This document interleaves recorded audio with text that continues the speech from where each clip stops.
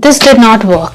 Okay, here's another failed video. I was in like such a mood, and I was there in the juice of what I was feeling when I was writing this, and at that time it made so much sense, and I was like, I can just read through what I've been writing. But then now I feel like I don't know what I've written. I'm not even able to read two sentences back to back in a way that makes sense for the sake of this video. In our weekly reading circle, which doesn't have a name yet, we are actually reading, you might already know, we're reading Black Skin, White Mask by Franz Fanon. But since it was the Diwali week, we did not have our reading circle, but I anyway wanted to talk a little bit about the other book that I'm reading. This is Mother Mary Comes to Me by Arundhati Roy, and the jacket of the book is somewhere there, and I don't want to go get it right now. I have just started reading it. I'm about 25% in. It's like quite fat. I have the hardcover edition. Very few books I get like the hardcover edition, and I'm like more than 25%, a little more than 25% into reading this. Anyway, disclosure, to be completely honest, when I had this idea that, okay, I want to also talk about my reading process, like how I'm engaging with Arundhati's book, I kind of wrote like a few pages down when I had that inspiration, like, oh my god, these are the things that are coming up for me, and I feel like I want to share it. I was in one state of mind, but now today when I'm recording this, I'm in another state of mind. So let's see how it goes. I have written down my thoughts anyway, so you're going to see me look down to refer, maybe even just read from it, because I did like 4 or 5 or 6 pages of like free writing. Why don't I begin here? Maybe I'll pause if I feel like I want to add things, or yeah, let's see how this goes. I'm going to start reading from my entry. I actually read much less than I would want to admit. I wish I read more, but I don't read as much. I actually do a lot of reading, but and I'm reading a lot online. I'm reading a lot like of short content, and I read a lot of stuff that is related to the work that I'm doing, like right now therapy, so I'm reading a lot of papers and stuff related to that. And even when I was dancing, I was reading a lot of stuff related to that. When I was doing yoga, I was reading a lot of stuff related to that. So actually I read a lot, but somehow I don't read books as much as I would want to. Anyway, so that is where I'm starting with. I read very few books and far in between, even though I appear to read a lot on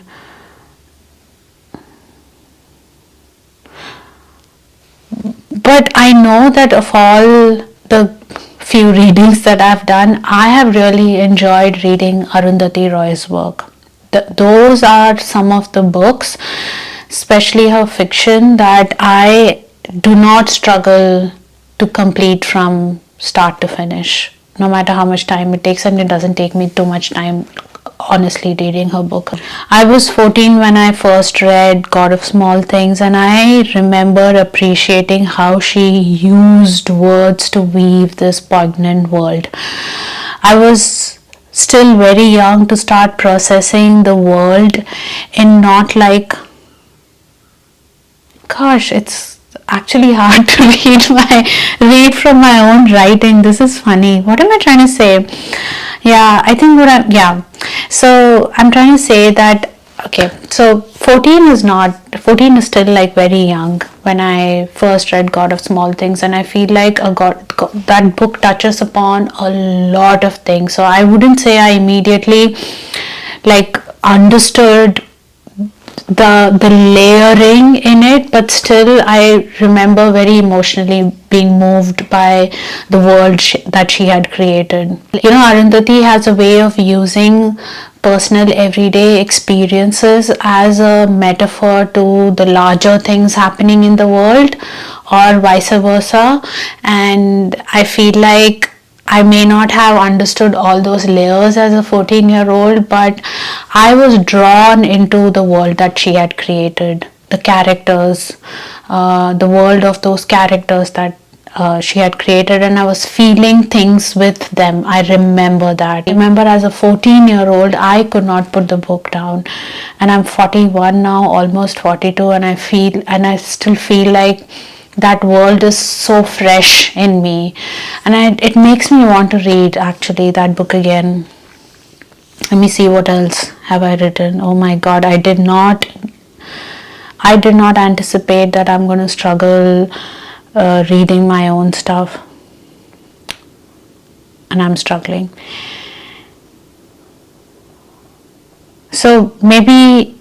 So I say anyway, maybe you know what, I want to read God of Small Things again and explore what it feels like now. Even though it's been about 27 years since I read it, I feel like, wow, I read it just yesterday. Yeah, I was talking about this freshness of that world.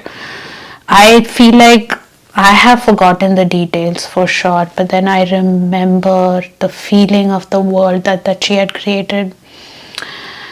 So Mother Mary comes to me. This is Arundhati's latest fictional outing, and you might have come across her giving numerous interviews the last couple of months.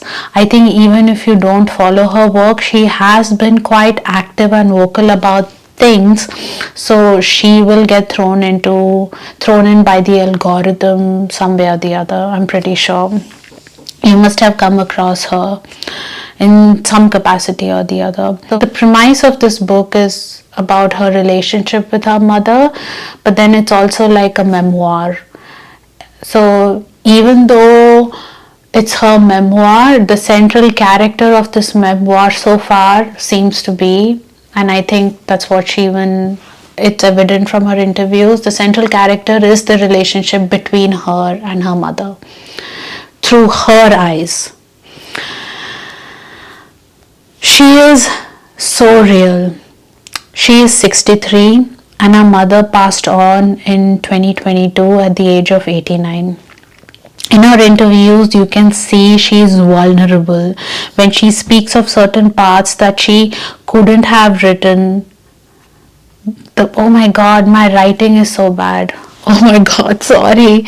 So yeah, so it so moved me to see her vulnerability in her interviews, where she says that she could not have written the book when her mother was alive, and not because Arundhati didn't understand the relationship with her mother well enough, but even she couldn't cross a line with her mother, which her mother had drawn in their relationship.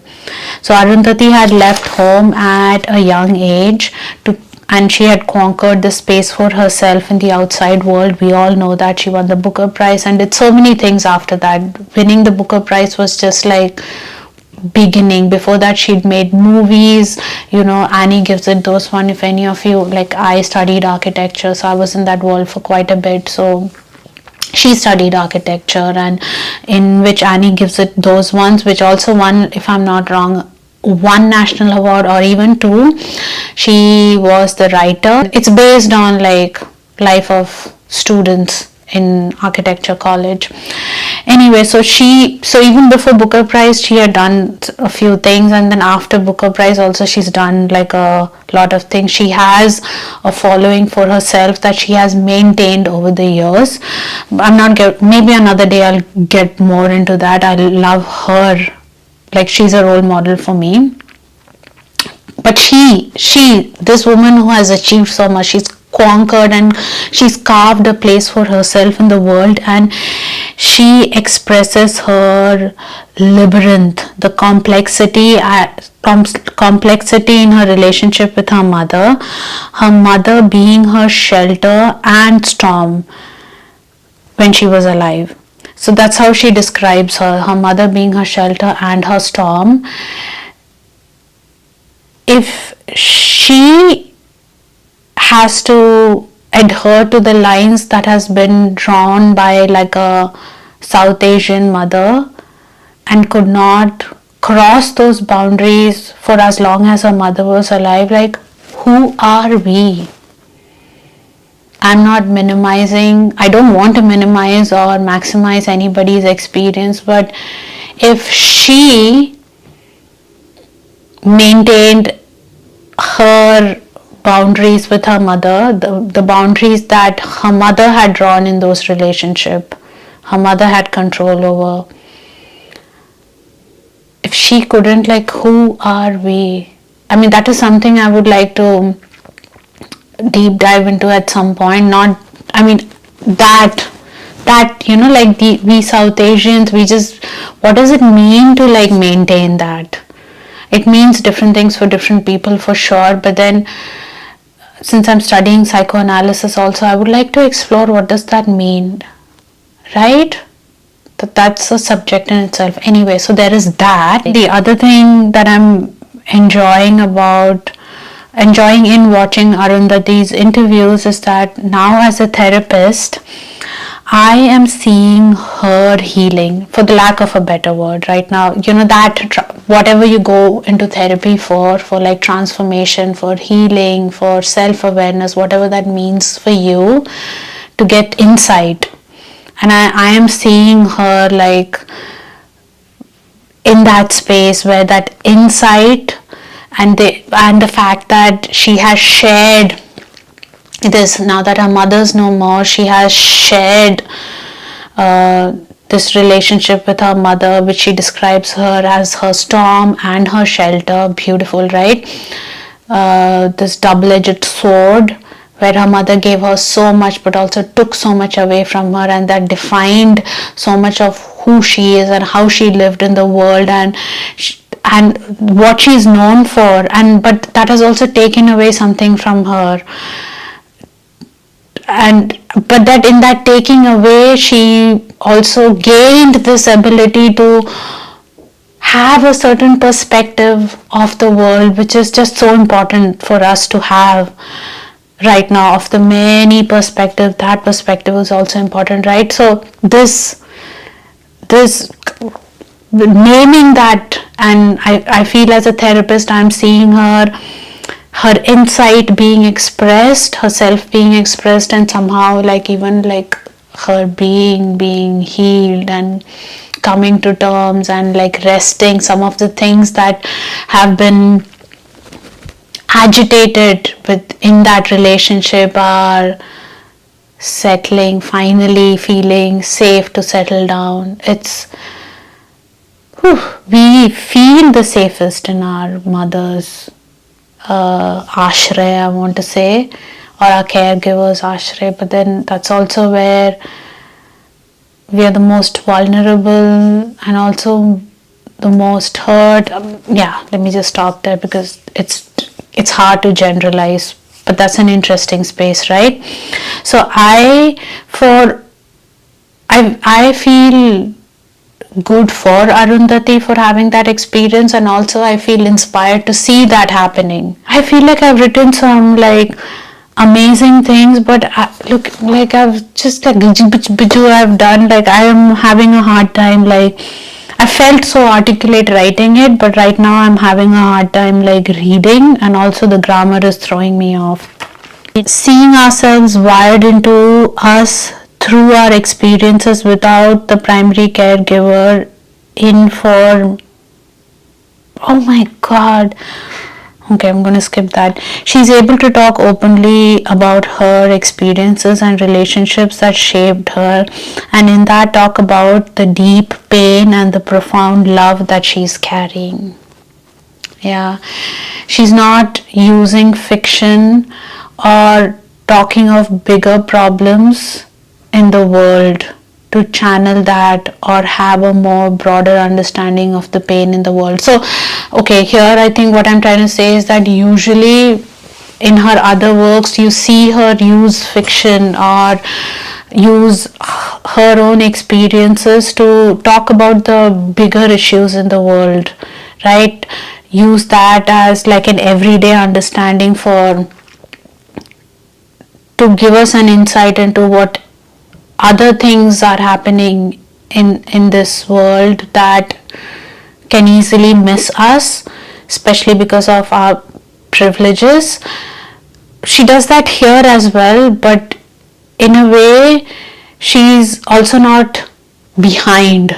She's out there. Her experiences as Arundhati are out there as she talks about and as she talks about these different aspects that inform activism, that especially to do with like privileges and oppression and class issues and caste issues and capitalism and all that without using so many words. I'm excited to continue reading because I've always been curious what her life has been like, and I feel like if she was able to be open, which she wasn't, oh my god, this is like crazy. If she was able to be open about her own personal life from the beginning, I feel like it would have been such a, for people like me, she's like a couple of decades older than me, it would have been so helpful. I have taken some radical steps in my life and I have struggled with not having like a peer or like someone a little older than me, not like my mother's generation, but just like a little older than me who I could learn from, who I know has walked this path. She has walked this path and survived. So if I knew that before, it would have been so much easier for me. Anyway, not getting distracted by that, but I have been curious, like how does she manage to hold this radicalness of hers in her everyday life and keep herself safe? So I'm getting all those details satisfied in this book. I'm also appreciating that in these interviews, many of the interviewers are just skimming the surface for obvious reasons. And then sometimes they want to capture her experience and her worldview in they want to be able to capture that in a question, right? And you want to position that from when they question her or frame their curiosities from their position, the story just can't go anywhere. But I like how she is able to calmly reclaim her story and her experience and be like, this is not how it is, and maybe this is not even like the question to ask, this is the question to ask, because this is her story, right? And her lens, there is something that she's trying to say, and sometimes in the way we see the world and then way we frame our questions, we tend to miss what the author or what an insight of somebody as amazing as her is trying to say. And I like to see how in the interviews she calmly like reclaims that space and then adds like that value. And I feel like some interviewers don't even understand. I don't know why I feel like, oh my god, I understand, because I have been a woman in India from that region. Whatever, this did not work. Okay, here's another failed video. I was in like such a mood and I was there in the juice of what I was feeling when I was writing this, and at that time it made so much sense and I was like, I can just read through what I've been writing. But then now I feel like 2 days later, and I've gone further also in the book, I'm like, oh my god, I don't know what I've written. I'm not even able to read 2 sentences back to back in a way that makes sense for the sake of this video. But anyway, this is a process where I'm going to keep trying, keep failing until I get it the way that works best. See you again in a couple of days.